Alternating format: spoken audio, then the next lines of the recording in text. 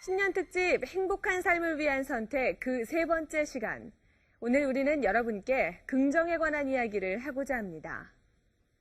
지금 저는 수많은 찡그린 표정들 사이에 서 있는데요. 평소 여러분의 표정은 어떠신가요?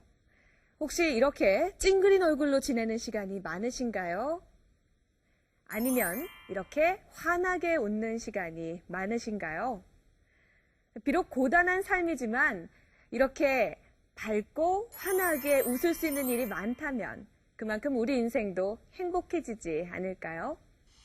볼 수도 들을 수도 말할 수도 없는 장애인으로 태어났지만 20세기 세계적인 자선사업가로 활동했던 헬렌 켈러 여사. 그녀는 장애보다 더 큰 불행은 시력은 있지만 긍정적인 비전이 없는 것이며 긍정은 사람을 행복으로 이끄는 신앙과 같다. 이런 말을 남깁니다. 긍정은 개인의 행복을 통해서 이처럼 온 사회를 웃게 만드는 행복의 전도사라는 이야기인데요. 긍정적인 마음으로 절망을 극복하고 희망을 찾은 사람들의 이야기. 지금부터 함께 보시죠.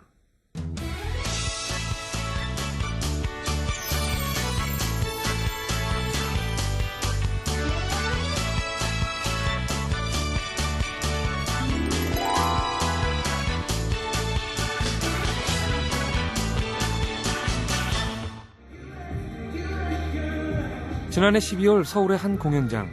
연말을 맞아 나눔의 축제가 한창입니다.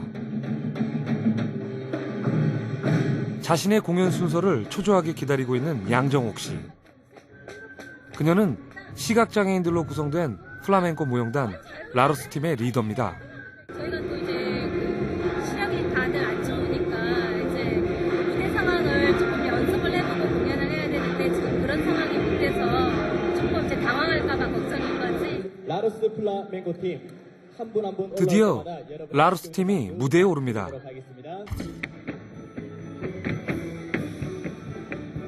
여성의 빛이란 뜻을 가진 라로스 공연단은 4년 전 양정옥 씨가 중심이 돼 만들었습니다. 비록 앞을 잘 볼 수 없는 공연단이지만 그들의 공연은 열정적이었습니다. 시각장애인이라는 생각을 안 하고 일반인들인 줄 알았는데 시각장애인이니까 참 너무 대단하고 잘해요.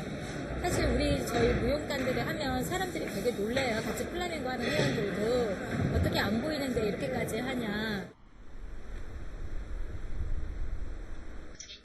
양정옥 씨는 어릴 때부터 시력이 좋지 않았습니다. 선천성 시신경 위축증, 치료도 안 되고 나이가 들수록 시력이 더 나빠지는 병입니다. 지금은 뭐 책글씨는 전혀 이제 읽을 수가 없어요. 사람이 지나간다는 건 아는데 이분이 내가 아는 사람인지 그냥 모르는 이런 걸 잘 구분을 못 하겠더라고요.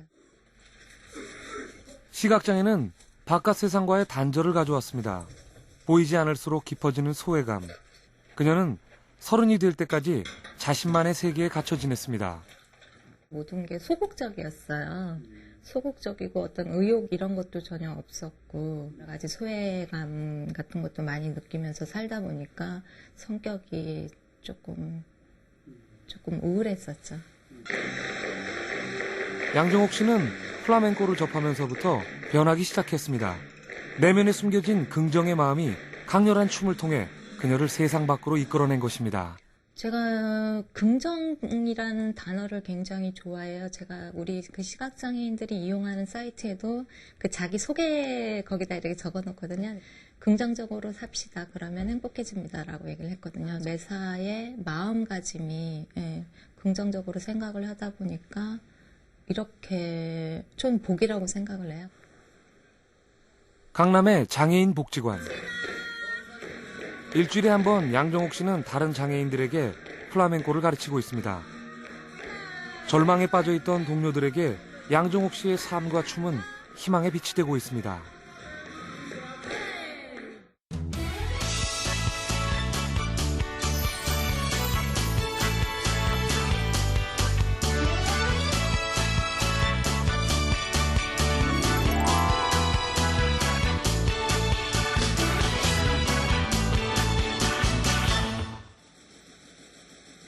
인천에 있는 한 이불 공장. 박영길 씨는 이곳에서 재봉사로 일하고 있습니다. 46, 두 아이의 가장인 그는 일할 수 있다는 것에 남다른 감회가 있습니다. 저한테 이런 자리가 있다는 게, 일할 수 있다는 그게 저는 만족합니다. 고된 일과를 마친 퇴근길. 영길 씨가 늘 향하는 곳이 있습니다. 집 근처에 있는 체육관인데요. 매일 이곳에서 영길 씨는 운동을 합니다. 그런데 영길 씨에겐 한쪽 다리가 없습니다. 멀쩡하던 그는 10년 전 버거시병으로 다리를 잘라내야 했습니다. 도저히 이 병은 치료가 안 된다. 절단해야 된다. 그래서 좀 뭐 앞이 캄캄했죠. 이제 막 태어난 우리 막내 아들도 있고, 내가 부부가 되면 좀 그렇잖아요. 가장이라는 사람이 부부가 되면 나 끝난다고 난 생각했어요. 인생이. 버거시병은 혈관이 막혀 근육과 살이 썩는 희귀병입니다. 아름다운 미래를 꿈꾸던 젊은 가장에게는 견디기 힘든 절망이었습니다. 근데 그 심정이 진짜 뭐라고 표현을 할 수가 없어요. 진짜. 내가 바깥에 나가면 다 나만 쳐다보는 것 같고, 뭐 어디 처박혀 있거나, 그래서 낮에도 사실 겁나서 밖에 나가는 그 자체가. 한 2년 동안 방황을 했죠. 사람도 사실 자포자기 하는 식으로, 속된 말로 뭐 자살하려고까지도 그랬으니까. 변화는 마음에서부터 시작됐습니다. 가족을 위해 그리고 자신을 위해 영길 씨는 뭐든지 할 수 있다며 이를 악물었습니다. 권투는 그의 첫 도전이었습니다. 의족을 함으로 인해서 이제 다리에 이렇게 진물름까지 이제 생기시더라고요. 근데 그 아픔을 이겨내면서까지 하시더라고요. 근데 그런 부분은 뭐 누가 봐도 감탄하지 않을 수 없으니까. 영길 씨의 병은 지금도 진행 중입니다. 그러나 그는 더 이상 낙오자가 아닙니다. 어떤 일이든 해낼 수 있다는 도전 정신으로 영길 씨는 아마추어 복싱 대회에서 은메달을 따기도 했습니다. 저도 막 30대 초반인데도 힘든데 이렇게 소화하시고 뭐 호흡 안 되고 안 끊으시고 하여튼 뭐 대단하신 분이라고 생각밖에 안 드네요. 하면 됩니다. 그리고 모든 걸 좋게 생각하고, 뭐 나는 비관해서 좌절할 때도 있었지만 긍정적으로 어차피 이렇게 된 거 긍정적으로 생각해서 나도 한번 해보자라는 그 도전 정신만 있으면 뭐든지 할 수 있다고 생각합니다. 영길 씨는 3년 전부터 또 다른 목표에 도전하고 있습니다.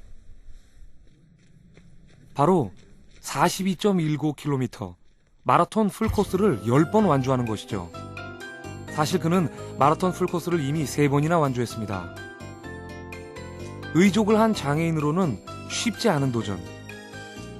비록 7시간이 넘는 기록이지만 영길 씨는 내일을 향해 오늘도 달립니다. 정선생이었다가 나처럼 또 장애 있고 또 좌절에 빠지신 분들에게 혹시나 내가 언뜻 웃을 비춰줬을 때 나도 할 수 있어 이런 마음을 들 수 있게 비춰줬으면 하는 그런 바람도 있지요, 사실은.